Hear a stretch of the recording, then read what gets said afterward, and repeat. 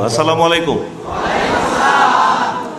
তো সকলের মনে নিশ্চয় অনেক স্বপ্ন, ঠিক না? অনেক স্বপ্ন। আসলে আমরা স্বপ্ন দেখতে ভালোবাসি এবং স্বপ্ন যদি বাস্তবে হয় তাহলে তো আমাদের আরও অনেক বেশি ভালো লাগে, ঠিক না? এই যে আপনারা কষ্ট করছেন, এটা নিশ্চয় অনেক বেশি কষ্ট। বলাই হয়েছে যে কষ্টের পরেই আসলে সফলতা, ঠিক না?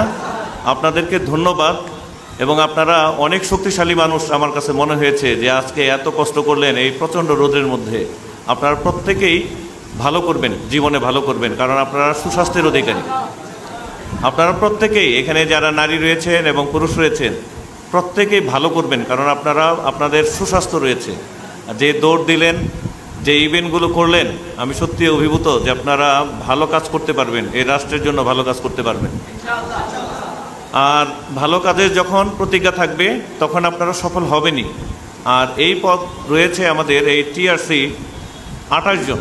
এই 28 জন আপনাদের মধ্য থেকে আমরা নিয়োগ করব। এই নিয়োগ করার যে প্রক্রিয়া, এটা কি সঠিক আছে? আপনারা কি মনে করছেন যে এই পদ্ধতির মধ্যে কোনো ভুল বা ত্রুটিপূর্ণ এরকম মনে হচ্ছে? আচ্ছা, ভালো কথা। আর যা যা বলেছেন এই স্যারেরা সব কি বুঝতে পেরেছেন? তো কয়েকটা বিষয় তারপর আবার একটু বলি, সেটা হলো কাগজপত্র। আপনার কাগজপত্রগুলো যদি না দেন আপনি কিন্তু বিবেচিত হবেন না। এটা একটা কম্পিটিশন। এই কম্পিটিশনে যদি কেউ মিস করেন সে মানে ব্যর্থ। কাগজপত্র ঠিক সময়ে জমা দেওয়া, আপনি যদি তৎপর না হন তাহলে আপনি বাদ হয়ে যাবেন। কার্ড না নিয়ে আসলে আপনি পরীক্ষা দিতে পারবেন না। ক্লিয়ার?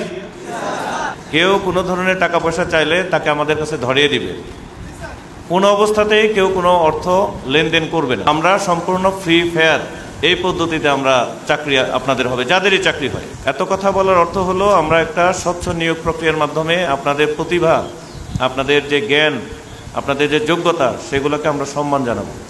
তাহলে রাষ্ট্র উপকৃত হবে, আপনাদের ফ্যামিলি উপকৃত হবে, আপনারা উপকৃত হবে। আপনাদের প্রত্যেককে ধন্যবাদ যারা এখানে শ্রম দিলেন, নিয়োগ কমিটিতে যারা রয়েছেন, এছাড়া যারা শ্রম দিলেন এখানে রোদের মধ্যে, প্রত্যেকের প্রতি অসংখ্য ধন্যবাদ এবং কৃতজ্ঞতা। সবাই ভালো থাকবেন, সকলের জন্য শুভকামনা থাকলো। সালাম।